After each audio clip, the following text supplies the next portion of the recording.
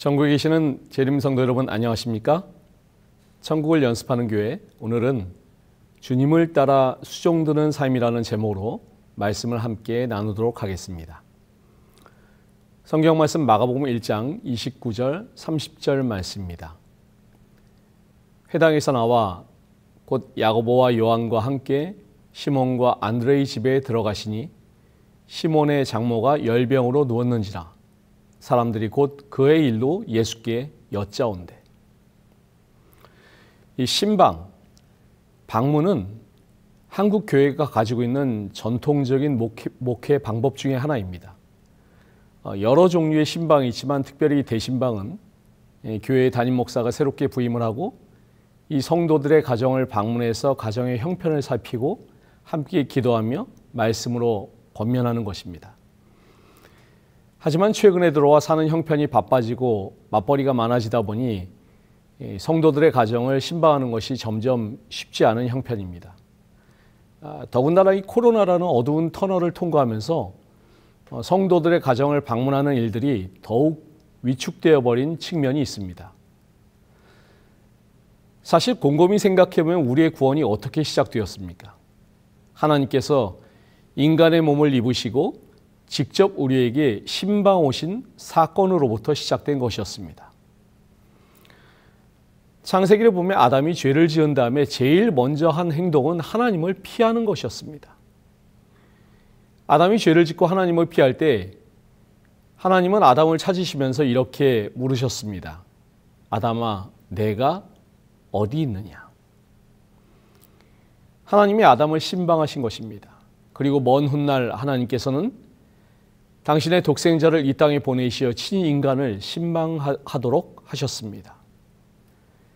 그리고 예수님께서는 승천하시면서 어떻게 하셨습니까? 성령께서 인간의 마음에 늘 상주하도록 하여 주셨습니다. 그래서 현대교회에서는 삶이 바쁘고 세태가 변해서 과거에 비해 신방이 빈번하고 자주 이루어지지 않고 있지만 사실 성경을 살펴보면 신방이라는 것은 어느 한 시대의 유행이나 산물이 아닌 것입니다. 성경은 하나님이 우리를 찾아오시는 사건을 일관되게 기록하고 있습니다.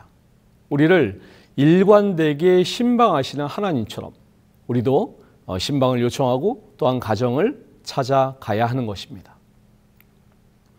그래서 함께 형편을 나누고 기도하면서 하나님께서 이 가정을 이끌어 주시기를 구할 때 더욱 깊은 그리스도의 은혜와 사랑을 나눌 수가 있는 것입니다. 아까 봉독한 마가복음 1장 29절 30절 말씀을 보시면 예수님께서 베드로의 집을 신방하시는 장면이 등장합니다. 지금도 가버나움에 가면 예수께서 설교하신 회당이 있다고 합니다. 그리고 거기서 멀지 않은 곳에 베드로의 집터가 있습니다. 그것이 얼마나 가깝냐 하면 한 10m 정도밖에 되지 않는 그런 거리입니다. 시대의 소망 26장에 보시면 이때의 장면이 나오는데요. 회당에 발 디딜 틈 없이 수많은 사람들이 모여 있었습니다. 예수님이 피곤한 모습을 보이자 그 모습을 제일 먼저 알아차린 제자가 베드로입니다. 집도 회당에서 제일 가까웠습니다. 주님, 저희 집에 오셔서 잠시 쉬시라고 예수님을 초대합니다. 자, 그런데 우리 성도님들, 보통 손님을 집에 초대하면 누구하고 상의를 해야 됩니까? 당연히 집사람하고 상의를 해야 됩니다. 이 방송을 보시는 남편분들 중에서 사모님과 상의도 안 하시고 갑자기 집으로 루루루 손님을 모시고 오는 그런 강 큰 남편들 계십니까? 그런데 베드로가 이렇게 강 큰 남편이었습니다. 베드로가 이렇게 아내하고 상의도 안 하고 손님을 데려오는 강 큰 남편 같았지만은 사실 베드로는 아내를 사랑하는 사람이었습니다. 바울이 고린도전서에서 뭐라고 말했어요? 저 베드로처럼 아내를 데리고 다닐 권한이 없겠느냐.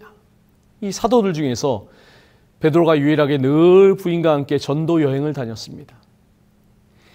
아내를 사랑하다 보니까 장모님까지 모셨습니다. 장모님이 병이 있는데 모시고 살았습니다. 예나 지금이나 집에 허락 안 받고 손님 초대하면 큰일 나죠. 하지만 예외가 있습니다. 친정 어머니가 편찮으시면 그래서 엄마의 치료를 위해서 손님을 모시고 오면은 우리 집사님들 그건 용서가 가능할까요? 네, 그건 용서가 가능합니다. 아니, 우리 남편 착하다고 칭찬해 줘야 됩니다. 그런데 베드로가 그렇게 한 이유가 있어요.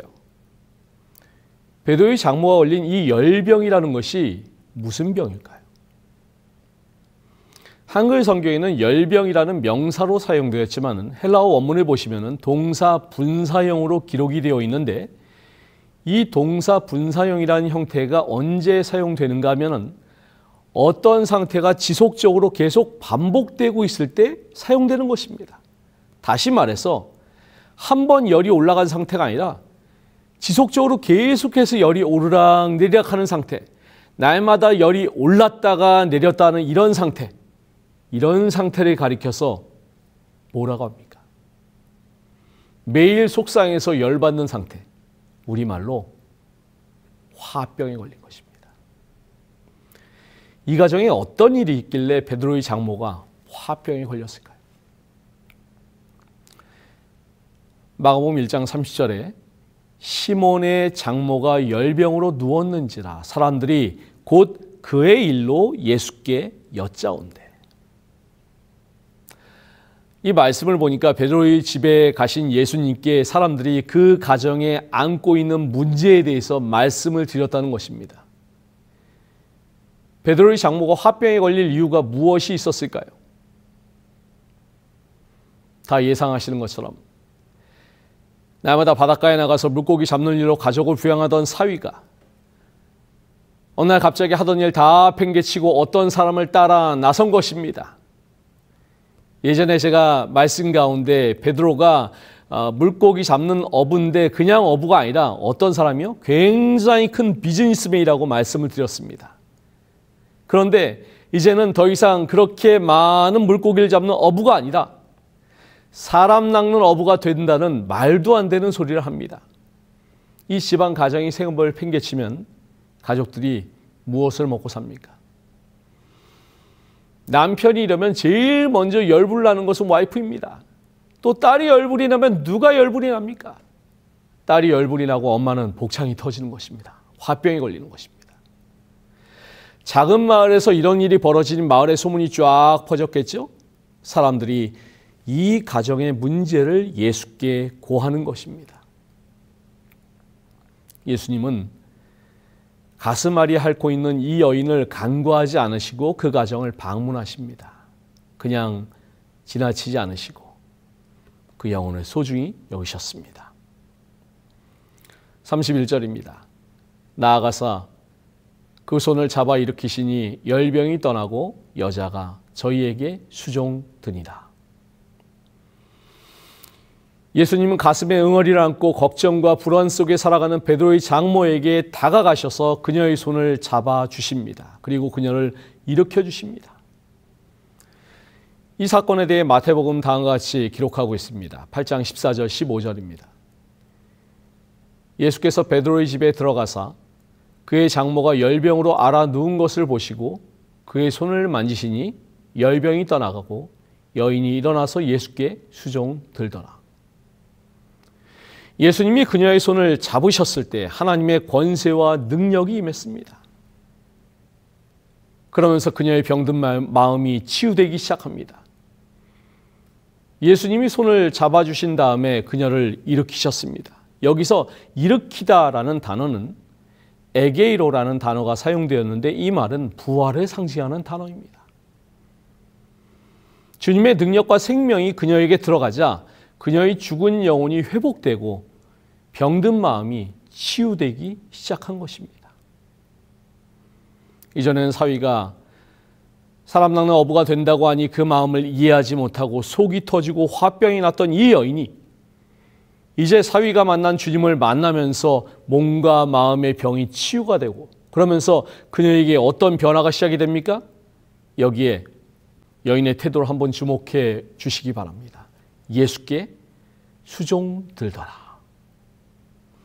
이 31절에 수종들다라는 말의 헬라어가 디에코네입니다. 그리고 이 디에코네에서 파생된 단어가 영어의 디컨, 즉 집사입니다. 따라서 본래의 의미처럼 집사의 의무는 수종드는 것, 봉사하는 것, 누군가를 섬기는 것입니다. 먹고 사는 문제로 화병이 생겼던 이 여인이 섬기는 여인으로 변화됩니다. 사위의 뒤를 이어서 그녀의 인생이 뒤집어진 것입니다. 여기서 수종든이라는 말씀은 사실 마가복음 전체의 주제라고도 볼 수 있는 것입니다. 하나님께서 마가를 통해 마가복음을 기록하게 하시면서 말씀하시고자 했던 가장 중요한 주제는 바로 섬기러 오신 예수 그리스도를 증거하는 것이었습니다. 이것이 마가복음의 주제입니다. 이 사복음서가 모두 예수 그리스도에 대해서 소개를 하고 있지만 저자 자신이 받은 빛과 경험에 따라 소개하는 예수님의 모습이 각각 다릅니다. 이 마가복음에서 소개하는 예수님의 모습은 헌신하고 봉사하는 예수님입니다. 수종드시는 예수님의 모습입니다. 그렇다면 마가가 어떠한 경험을 하였기에 수종드시는 예수님의 모습을 소개하고 있을까요? 그것을 알기 위해서는 마가복음의 배경을 살펴볼 필요가 있는 것입니다. 마가는 사실 예수님이 직접 부르신 제자가 아닙니다. 마가는 바나바의 누이의 아들, 즉 바나바의 조카였습니다. 또한 마가는 당시 매우 부유한 부잣집 아들이기도 했습니다. 초대교회가 시작하게 된 계기가 어디에서 성령을 받았기 때문입니까? 마가의 다락방에서 성령을 받았습니다. 자, 우리 성도님들 몇 명이 받았습니까? 120명입니다. 한번 생각해 보세요. 120명이 들어갈 정도의 다락방이 있는 집이면은 다락방만 넓겠습니까? 다른 방도 넓겠습니까? 어떤 바보 같은 사람이 다락방은 120명이 들어가게 만들고 거실과 안방은 학고방 같이 조그맣게 만들겠습니까? 마가의 집은 거실도 크고 안방도 크고 주방도 크고 마당도 넓고 다락방도 넓었을 것입니다. 120명이 들어갈 정도의 다락방을 가지고 있는 집이라면 당시에 엄청난 부잣집이었을 것입니다. 누구네 집이 그랬습니까? 마가의 집이 그랬습니다.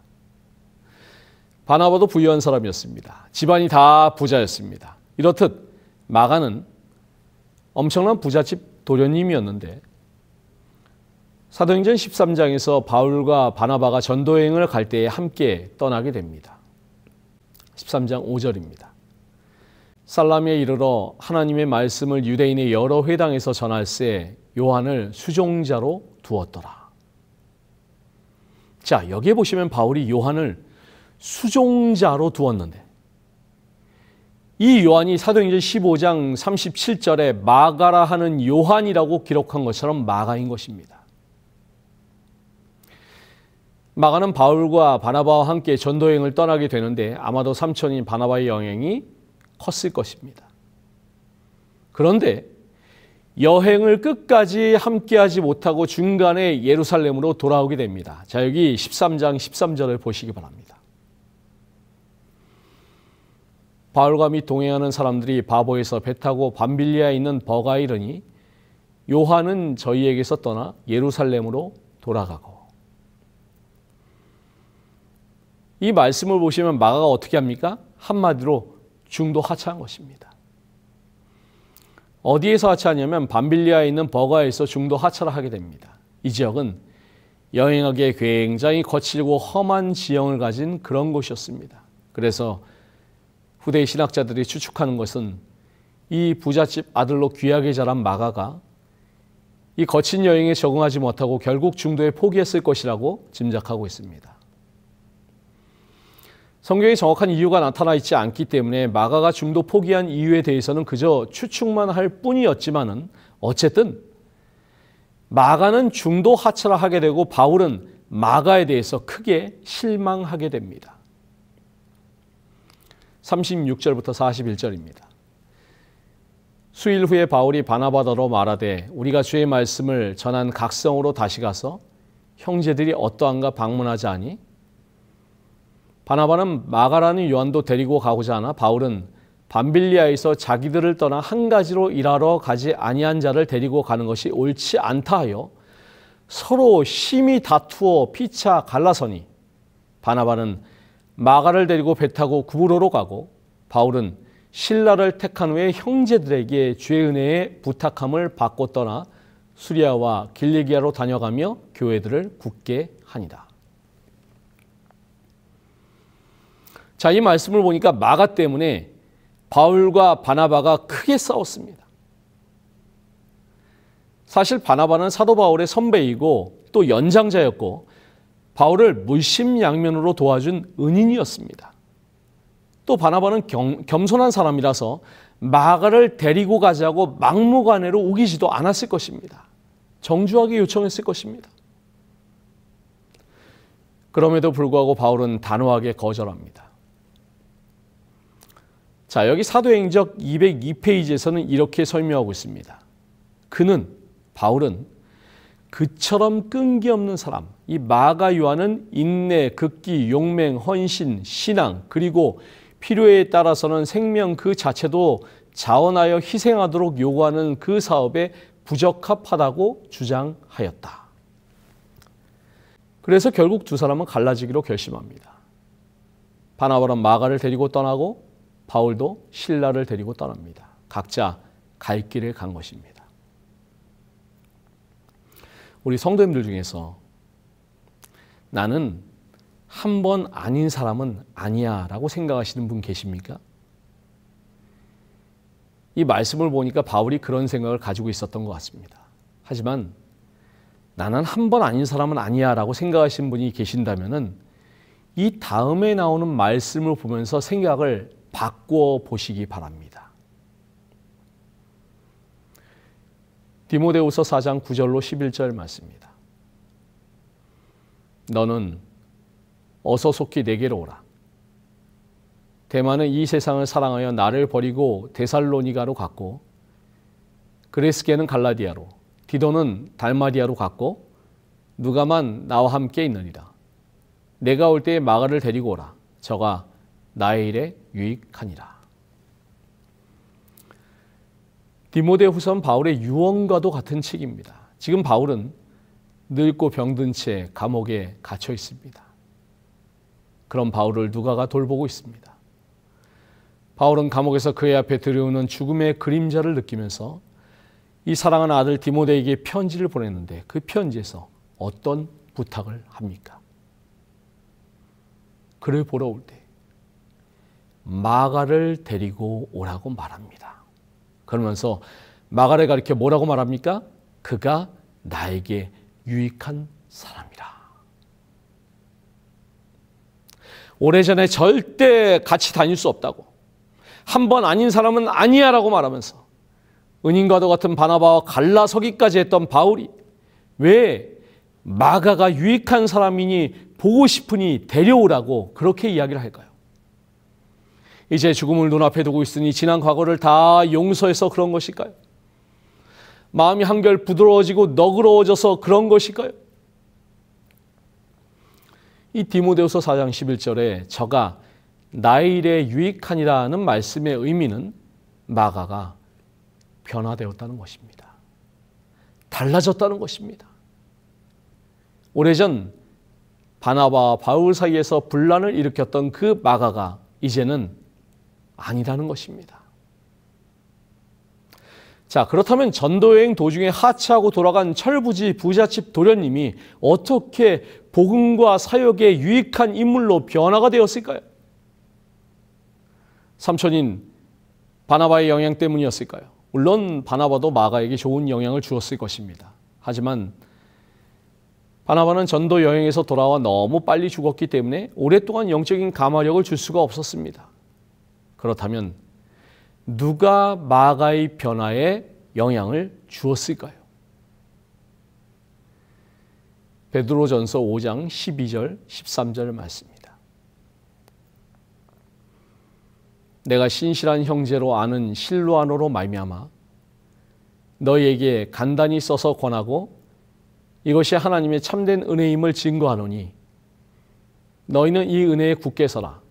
함께 택하심을 받은 바벨론에 있는 교회가 너희에게 문안하고 내 아들 마가도 그리하느니라. 여기서 바벨론에 있는 교회는 로마 교회입니다. 그런데 그 다음 말씀을 보세요. 베드로가 뭐라고 말합니까? 내 아들 마가라고 이야기합니다. 이것은 베드로가 마가와 매우 친밀한 관계였으며 마가가 베드로의 영적 아들로서 그에게 절대적인 영향을 받았음을 알 수 있습니다. 결국 마가를 데리고 다니면서 그를 변화시키고 영적으로 성숙하게 인도한 이는 베드로라는 것을 짐작할 수 있습니다. 우리가 이렇게 성경을 연구하다 보면 하나님께서 기가 막힌 인연으로 당신의 종들을 맺어주시는 것들을 발견할 수가 있습니다. 우리는 우리 주님이 왜 마가를 베드로와 인연을 맺도록 인도해 주셨을까요? 베드로가 어떤 사람입니까? 3번이나 주님을 부인했던 제자였습니다. 뼈저린 아픔과 실패를 경험했던 그런 사람이었습니다. 넘어짐이 무엇인지 경험한 사람이었습니다. 그런 베드로가 전도여행 도중에 자포자기하고 돌아온 마가에게서 과거의 자신과 같은 모습을 발견합니다. 기죽고 낙담하고 시리에 빠진 마가를 돌봐줍니다. 영적 아들로 삼은 것입니다. 실패했다고 기죽을 필요 없다고, 나와 함께 하자고 실망한 마가에게 위로와 용기를 주고 영적으로 성장시킨 것입니다. 그로 인해 마가는 베드로에게 가장 많은 감화를 받게 됩니다. 마가복음이 어떻게 시작합니까? 하나님의 아들 예수 그리스도의 복음의 시작이라. 마가가 기록한 가슴 뛰는 1장 1절의 첫 말씀에서 마가의 영적 아버지 베드로가 했던 고백, 주는 그리스도시요 살아계신 하나님의 아들이시니라 라는 마태복음 16장 16절의 그 고백이 연상되지 않으십니까? 한때 마가는 십자가의 길이 너무 힘들어서 포기하고 맙니다. 그러나 참담한 실패를 겪은 철부지를 베드로와 만나게 하시고 유익한 하나님의 사람으로 변화하도록 하십니다. 그리고 그를 통해서 위대한 사복음서 중에 하나인 마가복음이 기록되었습니다.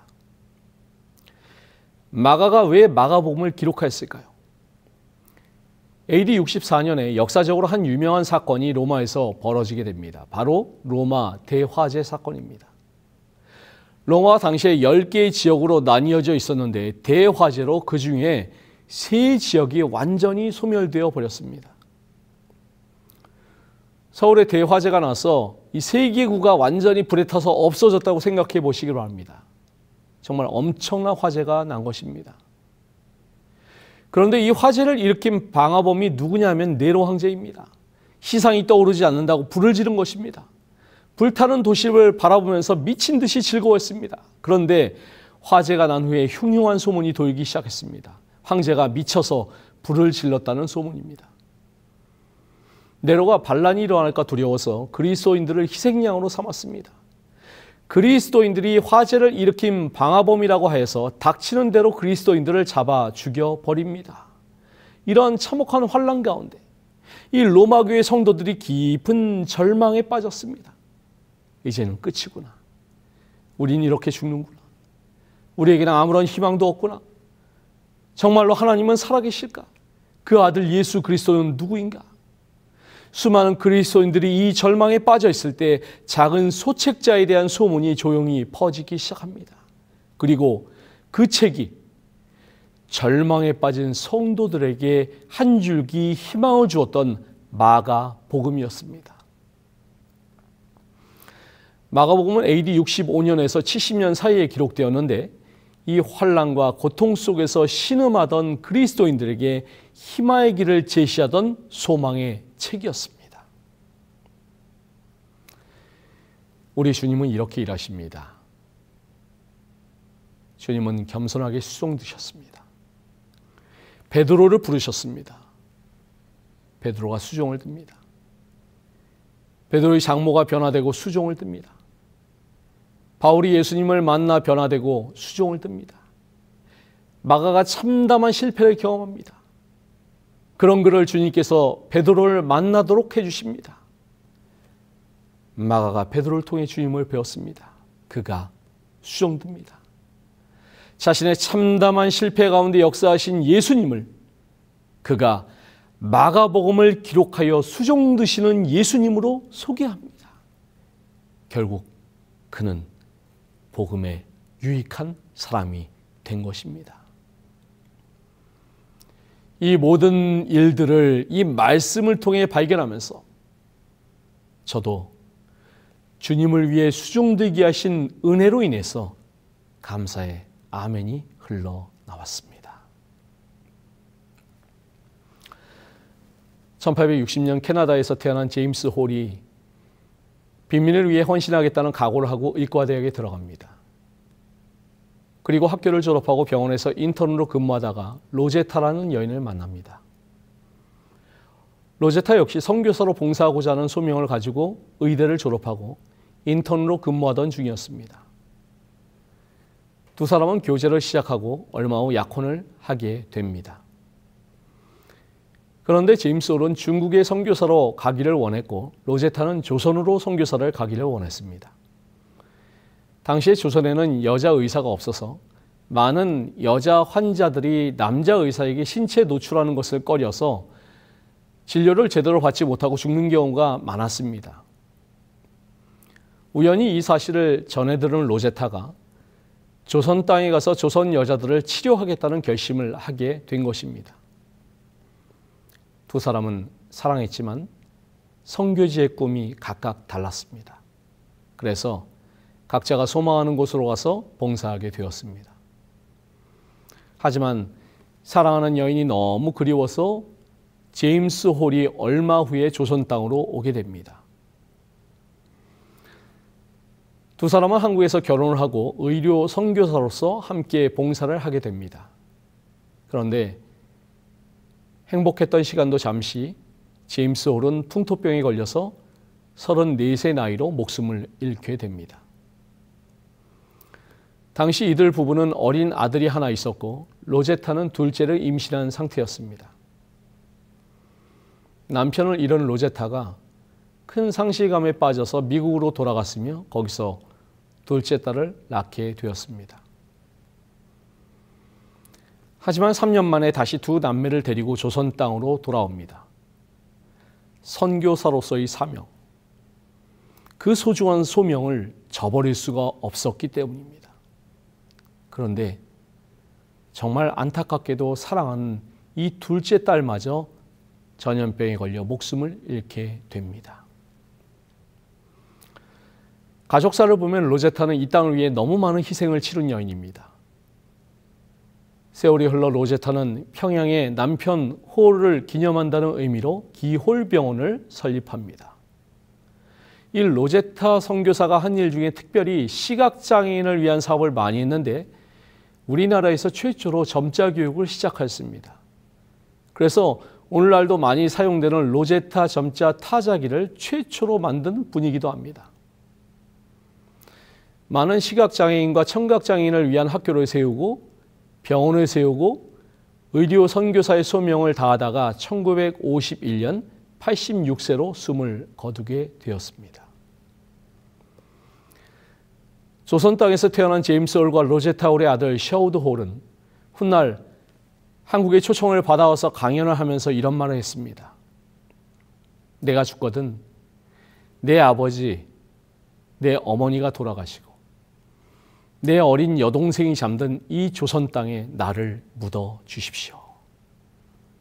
그의 유언대로 그는 가족들과 함께 이 땅에 묻혔습니다. 제임스 홀과 로제타 홀 그리고 그들의 자녀들은 이 척박한 조선 땅에 와서 평생을 선교 사업을 위해 쓴 다른 선교사들과 함께 양아진 외국인 선교사 묘원에 안장되었습니다. 이들의 삶을 기리는 글 중에 이런 대목이 있습니다. 이 양화진에 묻힌 선교사들은 모두 젊은 청년들이었다. 그들은 23, 26 사이에 한국 땅에 무모하게 건너와서 결코 무모하지 않게 죽어간 청년들이다. 그들이 처음 생면부지의 나라 조선에 간다고 했을 때 사람들은 모두가 무모하다고 했다. 실제로 그들은 사랑하는 가족을 잃고 목숨을 잃기도 했다. 그렇게 헌신했지만 정작 복음 전파는 불법이라 거절당하고 낯선 이방인으로 무고당하고 사역의 열매는 변변치 못했다. 그러나 이 이방인 그리스도인들은 한국을 포기하지 않았다. 죽기까지 사랑했고 죽어서도 그들의 자녀들이 사명을 이어갔다. 세상은 결코 이해할 수 없는 신비로운 사랑의 사명이었다. 이해받지 못했으나 그 신실한 신앙과 사랑이 고마워 조금씩 선교의 문이 열리더니 120여 년이 지난 이 땅의 방방곡곡마다 교회가 세워졌다. 무모한 열정으로 시작된 조선 선교는 전무후무한 선교의 역사가 되었다. 한국의 그리스도인으로서 양화진에 묻힌 선교사들과 그 가족들에게 갚을 수 없는 빚을 졌다. 한국의 그리스도인들은 이제 죽도록 사랑하지 않으면 모두 죄인이 되었다. 그것이 목숨을 걸고 대를 이은 그들의 사랑에 대한 도리이다. 저는 마지막 주를 읽으면서 그 문구가 묵직하게 마음에 다가옵니다. 한국의 그리스도인들은 이제 죽도록 사랑하지 않으면 모두 죄인이 되었다. 그것이 목숨을 걸고 대를 이은 그들의 사랑에 대한 도리이다. 이 자리에 있는 우리 모두는 사랑의 빚을 가지고 있습니다. 내가 하나님을 알지 못했을 때 나를 위해 기도하고 나를 인도하기 위해 눈물을 흘리며 모든 정성을 쏟아 부으신 분들이 계십니다. 내가 방황하고 힘들 때 내 형편으로 인해서 가슴 아파하고 기도하면서 짐을 함께 나눠주신 분들이 계십니다. 그분들이 나를 위해 수종을 드셨기 때문에 내가 지금 여기에 있는 것입니다. 무엇보다도 우리 구주 예수 그리스도께서 지금 내가 하나님의 백성으로 이 자리에 있을 수 있도록 십자가에 달리시고 성령을 보내시며 지금도 중보의 사역을 하시면서 수종을 들고 계십니다. 베드로의 장모는 주님의 은혜로 나음을 입고 난 후에 주님께 수종을 들었습니다. 마가의 언더 그가 변화함을 입었을 때 수종을 들었을 뿐만 아니라 우리 모두가 하나님의 사업을 위해서 수종들 수 있도록 위대한 책을 기록하였습니다.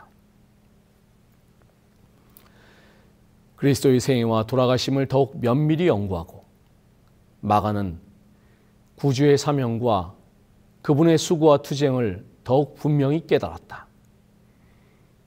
인류를 위한 그분의 봉사의 표적인 그리스도의 손과 발의 상처와 잃어버림 받은 사람들과 멸망당하는 사람들을 구원하기 위하여 행하신 자아 희생의 크기를 알고 마가는 자원하여 주를 따라 자아 희생의 길을 걷게 되었다. 마가는 혹독한 시험과 반대에도 불구하고 사도의 현명하고 사랑하는 조력자로서 확고부동하게 나아갔다.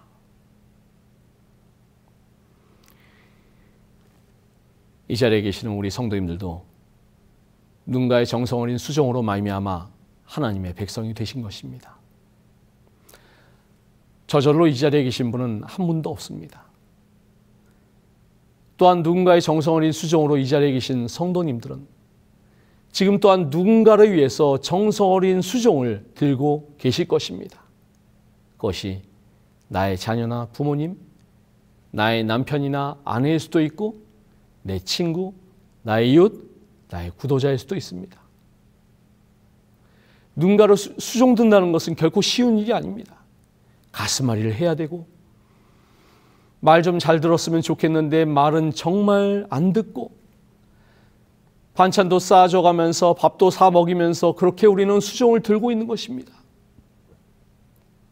이렇게 우리가 우리를 위해 기꺼이 종이 되시기로 결심하신 주님을 따라서 우리도 종으로서 수종드는 삶을 살 때 우리의 교회가 하나님께 영광이 되고 우리의 사역에 아름다운 열매로서 인도해 주실 것입니다. 주님 오시는 그날까지 착하고 충성된 종으로 우리 주님을 위해서, 우리 이웃을 위해서, 우리의 교회를 위해서 아낌없이 수종드시는 우리 모든 성도님들 되시기를 간절히 바라면서 말씀을 마치겠습니다.